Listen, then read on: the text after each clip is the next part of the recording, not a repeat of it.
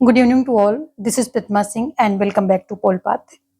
आप अंतर्राष्ट्रीय राजनीति पढ़ रहे हैं और इस टॉपिक पर हमने इससे जो प्रीवियस क्लासेस थी उसमें हमने खेल सिद्धांत के बारे में पढ़ा था और आज हम पढ़ेंगे अंतर्राष्ट्रीय राजनीति में निर्णय निर्माण का सिद्धांत। तो यहाँ पर आप जो लोग हमसे नए जुड़ रहे हैं उनको बता दें कि पॉलिटिकल साइंस टीजीटी पीजीटी का कंप्लीट कोर्स यहाँ पे दिया जा रहा है अपलोडेड क्लासेस के थ्रू।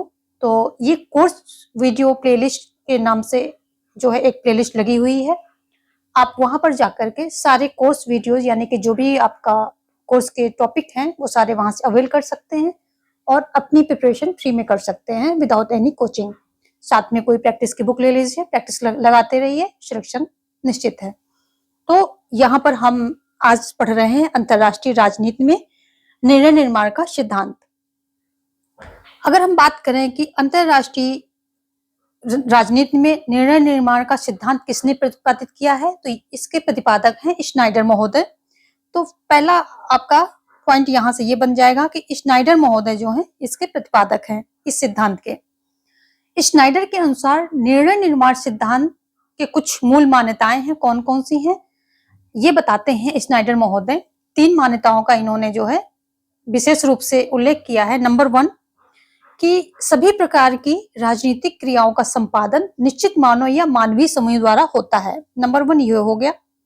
दूसरा ये बताते हैं कि यदि हम इस राजनीतिक क्रिया की गतिशीलता को समझना चाहते हैं तो हमें विश्व को उन लोगों के दृष्टिकोण के अनुसार समझने की आवश्यकता है जिन्होंने यह निर्णय किया है, यानी कि जो ये डिसीजन जिन्होंने लिया है, जिसने ये नीति बनाई है, नीतियां बनाई हैं, तो उसी जिन लोगों का इसमें कंट्रीब्यूशन था तो उन लोगों के दृष्टिकोण के अकॉर्डिंग ही सारी चीजें हमको देखनी होंगी। दूसरा पॉइंट ये हुआ।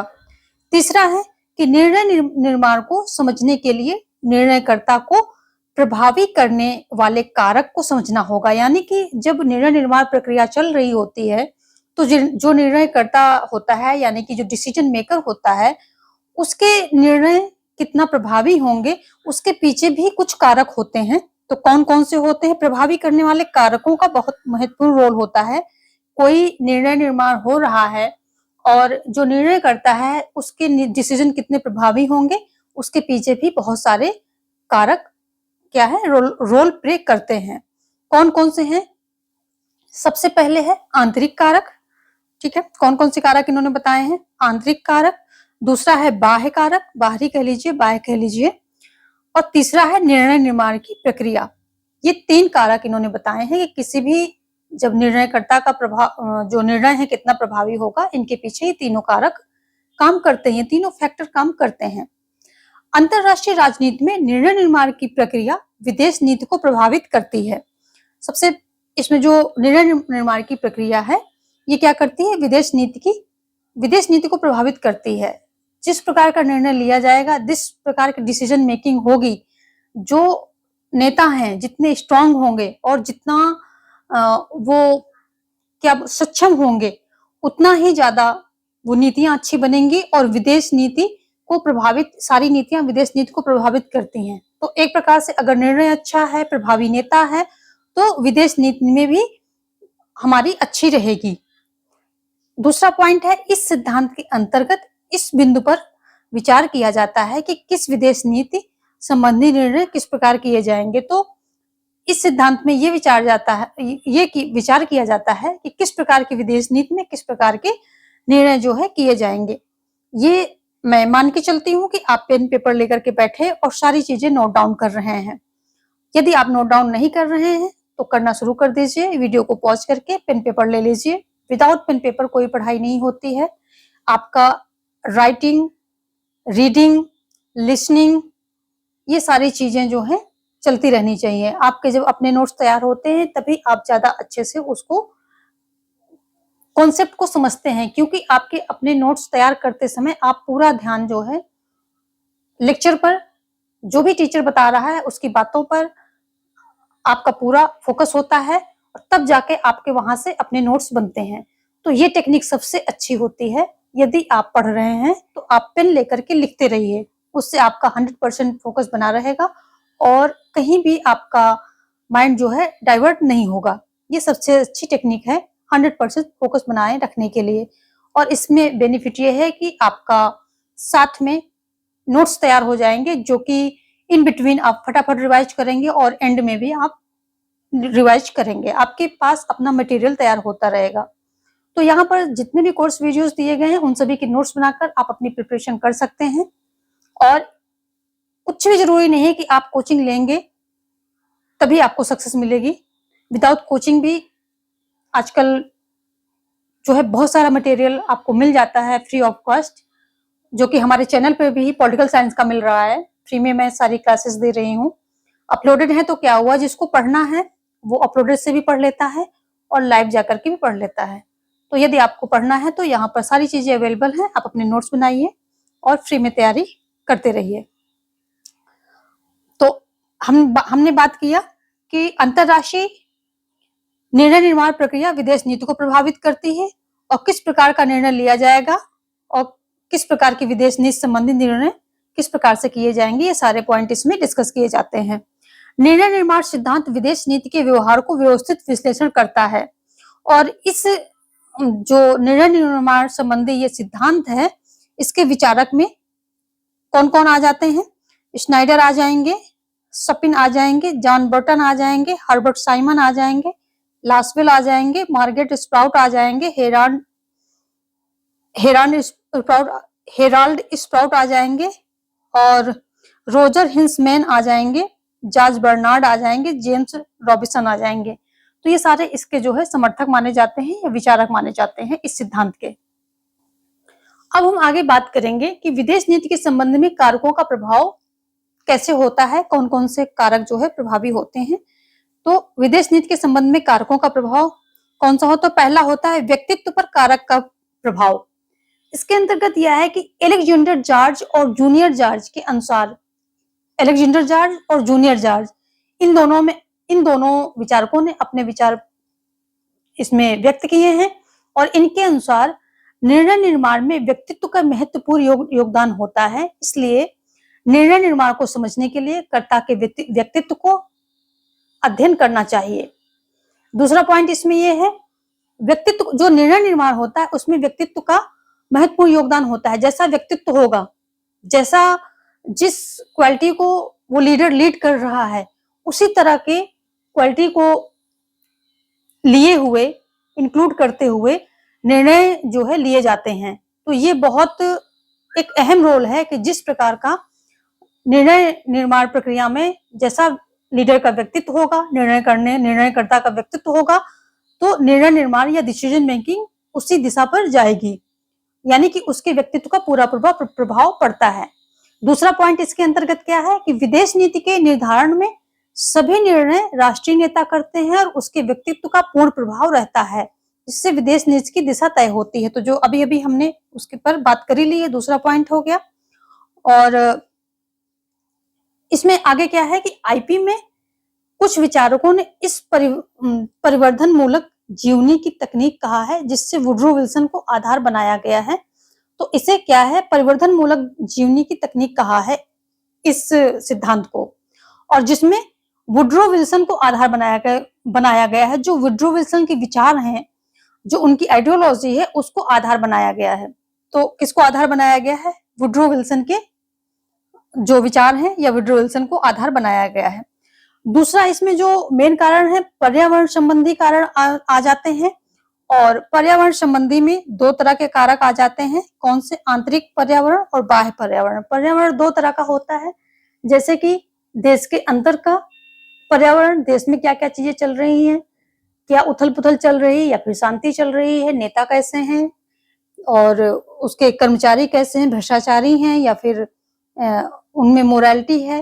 तो ये सारी चीजें डिपेंड करती हैं कौन कौन से जो देश के अंदर अलग अलग राज्य हैं, उनमें कितनी शांति है, कितने उनके बीच कितने विवाद हैं, ये सारी चीजें क्या करती हैं, मैटर करती हैं। तो पर्यावरण संबंधी प्रभाव पड़ता है, लेकिन इसके अंतर्गत दो तरह के पर्यावरण होते हैं। आंतरिक पर्यावरण यानी कि देश के भीतर जो चीजें चल रही होती हैं, एक बाह्य पर्यावरण यानी कि उस देश का अन्य देशों के साथ कैसा संबंध है, क्या क्या विवाद, क्या क्या संधियां चल रही हैं।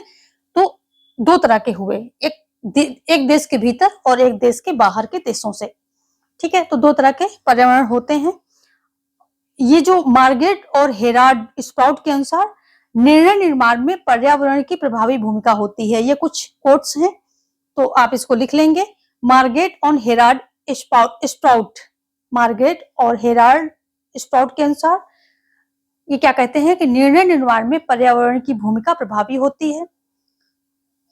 निर्णय निर्माण में इस बिंदु पर विशेष ध्यान देना पड़ता है कि किन परिस्थितियों में निर्णय लिया गया है और क्या इससे बेहतर निर्णय लेना संभव था उस समय।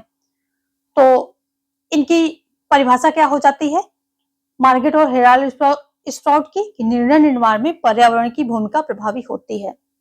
और आगे इसी को एक्सटेंड करते हुए ये बात इसमें कही गई है कि निर्णय निर्माण जो प्रक्रिया है उसमें इस पर विशेष ध्यान दिया जाता है कि निर्णय जो लिया गया किन परिस्थितियों में लिया गया और क्या उस समय उस परिस्थिति में इससे बेहतर निर्णय लिया जा सकता था।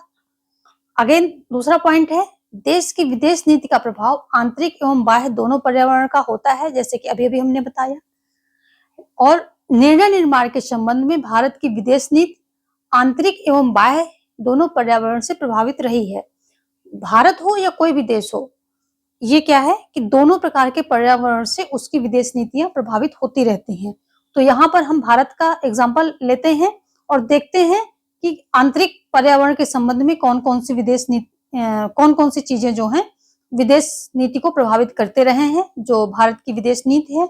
तो आंतरिक में देखेंगे कि आंतरिक पर्यावरण में कौन कौन सी जो घटक थे, कौन कौन से फैक्टर थे जो भारत की आंतरिक पर्यावरण को प्रभावित करते रहे। तो नंबर 1 है देश की अर्थव्यवस्था।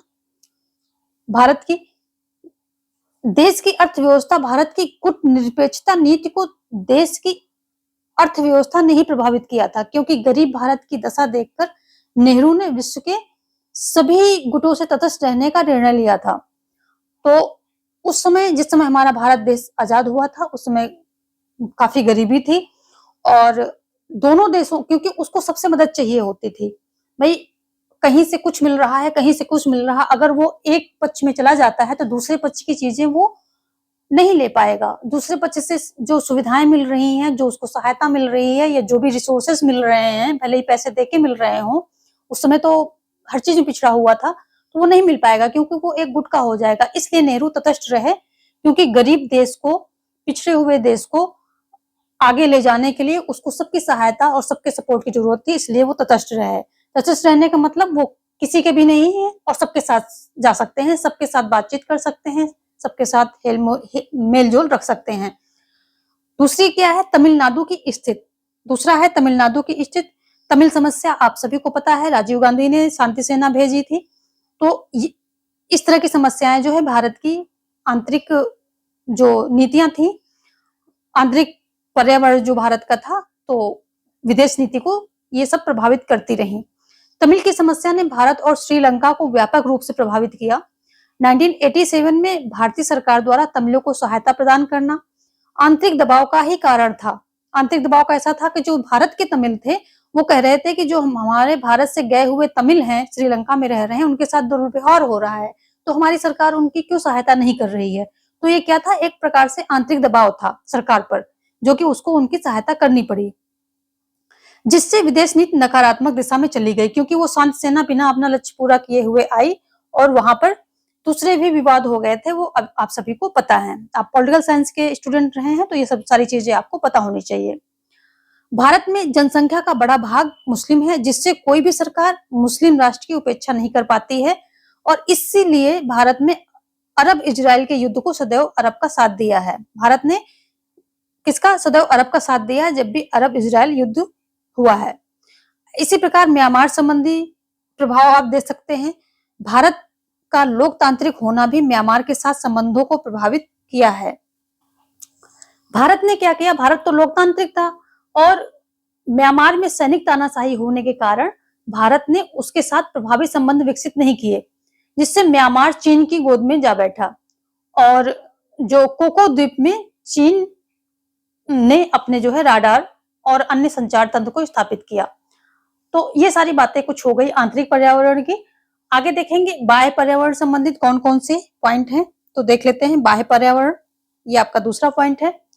वैश्विक परिस्थितियां भारतीय विदेश नीति को सदैव प्रभावित करती रही हैं। जो वैश्विक स्तर पर परिस्थितियां रही हैं, तो ये भारत की विदेश नीति को प्रभावित करती रही हैं। और भारत क्या, यहाँ पर कोई भी देश होगा तो जो वैश्विक परिस्थितियां होती हैं, इस ग्लोबलाइजेशन में, भूमंडलीकरण में कोई देश अछूता नहीं है। और क्या है कि जो वैश्विक परिस्थितियां होती हैं वो सभी देश को प्रभावित करती ही करती हैं। शीत युद्ध के समाप्ति के बाद अमेरिका के नेतृत्व में स्थापित एक ध्रुवीय विश्व को भारत ने आर्थिक मजबूरी के कारण अमेरिका के साथ संबंध का प्रयास किया। पहले क्या था, वो तटस्थ था, लेकिन जब दो ध्रुवीय से पहले रशिया और अमेरिका दो ध्रुवीय थे, दो गुटों में विश्व बटा हुआ था। लेकिन जब ये शीत युद्ध समाप्त हो गया, रशिया का क्या है जो टूट जाता है यूएसएसआर, उसके बाद क्या होता है कि एक ध्रुवीय व्यवस्था स्थापित हो जाती है। तो उसमें क्या है, अमेरिका के साथ भारत को संबंध बनाने के लिए बहुत प्रयास करना पड़ा, क्योंकि अब एक ध्रुवीय व्यवस्था हो गई थी, तो उसको वहीं से जो है सारी चीजों की उम्मीद हो गई थी। अगला पॉइंट है, वर्तमान समय में आर्थिक संबंधों के आधार पर भारत अपनी विदेश नीति का निर्धारण करता है, जिसके कारण विश्व bank, WTO, ASEAN, SAARC, European Union, इन सभी से भारत की विदेश नीति प्रभावित रहती है। तो बताया कि इस ग्लोबलाइजेशन के दौर में कोई भी देश जो ये वैश्विक स्तर पर परिस्थितियां हैं, नीतियां हैं, जो ये संस्थाएं हैं, इनसे अप्रभावित नहीं रह सकता है। तो यहाँ पर हमने दो अपने जो कारक हैं निर्णय निर्माण को प्रभावित करने वाले, प्रभावी बनाने वाले कारक हैं, तो हमने कौन कौन से बताए थे। आंतरिक, बाह्य एवं निर्णय निर्माण की प्रक्रिया, जो प्रक्रिया होती है, डिसीजन मेकिंग का प्रोसेस होता है, वो भी निर्णय निर्माण को कितना प्रभावी बनाएगा या अप्रभावी बनाएगा, इसका रोल होता है। तो हमने आंतरिक और बाह्य, ये दो पॉइंट हमने देख लिए हैं। अब हम देखेंगे निर्णय निर्माण की प्रक्रिया, यानी कि तीसरा पॉइंट देखेंगे। इसमें क्या है कि आईपी में विचारक, जो आईपी के विचारक स्नाइडर निर्णय निर्माण की प्रक्रिया को सर्वाधिक महत्व देते हैं।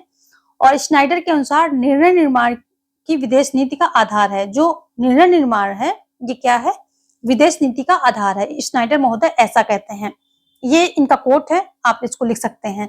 आगे जॉन बर्टन के अनुसार, जॉन बर्टन का क्या कोट है, निर्णय निर्माण मूलतः एक प्रक्रिया के रूप में प्रभावी होती है।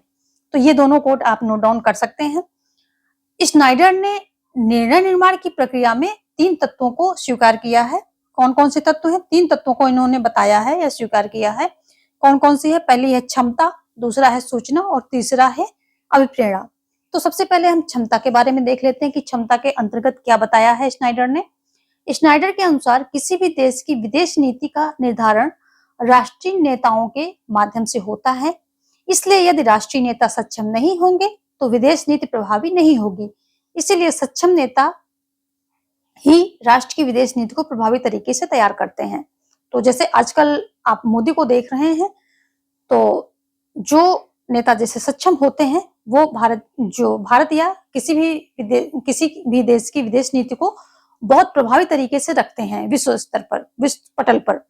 ठीक है, अगला है हमारा सूचना के बारे में देख लेते हैं। इसमें स्नाइडर ये बताते हैं कि सूचना भी निर्णय निर्माण का अहम अंग है।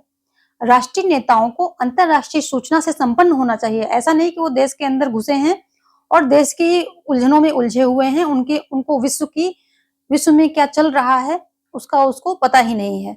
तो जो राष्ट्रीय नेता होते हैं, यानी कि जो देश का नेता होगा, उसे अंतरराष्ट्रीय सूचना से संपन्न होना चाहिए, यानी कि अंतरराष्ट्रीय सूचनाओं का पूरा ज्ञान होना चाहिए, अपडेटेड रहना चाहिए। तभी भली प्रकार की नीति निर्माण संभव होगा। जाहिर सी बात है, जब तक आप सूचनाओं से विश्व में क्या चल रहा है वो इन सब चीजों से अवगत नहीं होंगे, तब तक आप कोई नीति निर्माण अच्छे से कर ही नहीं पाएंगे। तो ये सूचना भी इंपॉर्टेंट हो गई। क्षमता, एक तो क्या होता है, जो नेता है वो उसमें सक्षम होना चाहिए, क्षमता होनी चाहिए। दूसरा क्या है, सूचना से परिपूर्ण होना चाहिए, जो नेता है अंतरराष्ट्रीय सूचना से परिपूर्ण होना चाहिए। तीसरा क्या है, अभिप्रेरणा। तो अभिप्रेरणा में क्या इंक्लूडेड है वो देख लेते हैं। निर्णय निर्माण की प्रक्रिया में नेता की परिस्थिति का प्रभाव की विशेष भूमिका होती है। जो उस समय की परिस्थिति होती है, नेता की परिस्थिति होती है, उसकी विशेष भूमिका होती है। विदेश नीति बनाते समय नेता किन तत्वों से प्रभावित है यह अति महत्वपूर्ण माना जाता है। वो जिस टाइप की थिंकिंग रखता है, जिन मूल्यों से और जिन जो उस समय की परिस्थितियां होंगी उनसे, उन परिस्थितियों का उस पे जो असर होता है, तो पक्का उसके जो व्यक्तित्व का प्रभाव होता है उस पर, जो नीति निर्माण होती है उस पर दिखता ही दिखता है। विदेश नीति तभी प्रभावी बनती है जब वातावरण सृजनात्मक और उत्साहवर्धक हो। तो ये जाहिर सी बात है, जब अंदर का वातावरण अच्छा होगा, सृजनात्मक होगा, उत्साहवर्धक होगा, तभी जो है नीति निर्माण अच्छी प्रकार से होगी। यदि नेता बहुत चाह भी ले कि नहीं हम ऐसी नीति बनाते, वैसी नीति बनाते, जब अंदर ही इतना घमासान देश के अंदर मचा हुआ है और कोई जो है सरकार को सपोर्ट नहीं कर रहा है, ना ही पब्लिक, ना ही जो अपोजिशन में बैठे हैं, तो क्या होगा, नीति निर्माण में बाधाएं आएंगी और उस तरह का प्रभावी नीति निर्माण नहीं हो पाएगा जैसे कि होनी चाहिए। तो यही है, जब वातावरण सृजनात्मक होगा, उत्साहवर्धक होगा, तभी प्रभावी नीति बन पाएगी। आगे क्या है कि जो हेराल्ड लॉसवेल हैं, तो निर्णय निर्माण की 7 अवस्थाओं का इन्होंने जिक्र किया है, 7 अवस्थाओं का उल्लेख किया है। किसने? हेराल्ड लॉसवेल ने। निर्णय निर्माण प्रक्रिया में कौन कौन सी हैं वो देख लेते हैं। पहली है सूचना, ठीक है, दूसरी है सिफारिश, तीसरी है विद्युतीकरण, चौथा है नवाचार, पांचवा है अनुप्रयोग और छठा है मूल्यांकन और सातवां है अवसान। तो ये 7 प्रकार की तत्वों का उल्लेख किया है, किसने? लॉसवेल ने किया है। तो हमने देखे कि जो निर्णय निर्माण को प्रभावी बनाने के लिए कौन कौन से कारक होते हैं, आंतरिक, बाह्य एवं निर्णय निर्माण की प्रक्रिया। लेकिन यहाँ पर क्या है, जो विद्वान है, जो निर्णय निर्माण की प्रभावशीलता को लेकर विद्वानों के बीच मतभेद है, लेकिन समकालीन परिवेश में साइबरनेटिक्स नीति निर्माण में सर्वाधिक प्रभावी भूमिका जो है अदा कर रही है। तो जो साइबरनेटिक्स होती है, संचार सिद्धांत होता है, साइबरनेटिक्स होता है, तो ये क्या है, समकालीन में जो इस समय का परिवेश है, इसमें संचार सिद्धांत की बहुत महत्वपूर्ण भूमिका मानी जाती है, दिखाई देती है और है भी, क्योंकि आजकल का जो टाइम है ये हाई अपडेटेड रहने वाला टाइम है। तो संचार सिद्धांत जितने ही स्ट्रांग होंगे उतना ही जो है सारे जो देश का है कम्युनिकेशन और उनके बीच में संबंध, जो नीतियां, संधियां, ये सब उतना प्रभावशाली तरीके से हो पाएंगी। तो संचार, साइबरनेटिक्स का बहुत महत्वपूर्ण भूमिका आज के टाइम पे दिखती है। निर्णय निर्माण की जो ये पद्धति है, निर्णय निर्माण में जो अगर तत्व की बात करें तो साइबरनेटिक्स सबसे प्रभावशाली दिखता है। और इस साइबरनेटिक्स पर यानी कि संचार सिद्धांत पर हम अगली क्लास में करेंगे चर्चा। तो नेक्स्ट क्लास आप किस पर होगी? साइबरनेटिक्स पर होगी और नारीवादी दृष्टिकोण पर होगी। जो निर्णय डिसीजन मेकिंग में नारीवादी दृष्टिकोण है, इस पर भी हम चर्चा करेंगे। तो आगे की क्लासेस इसी निर्णय निर्माण जो प्रक्रिया होती है, इसी को आगे कंटिन्यू करेंगे। आज के लिए बस इतना ही। क्लासेस यूजफुल लग रही हैं तो लाइक, सब्सक्राइब एंड शेयर करना बिल्कुल ना भूलें। Thanks for watching. जय हिंद, जय भारत।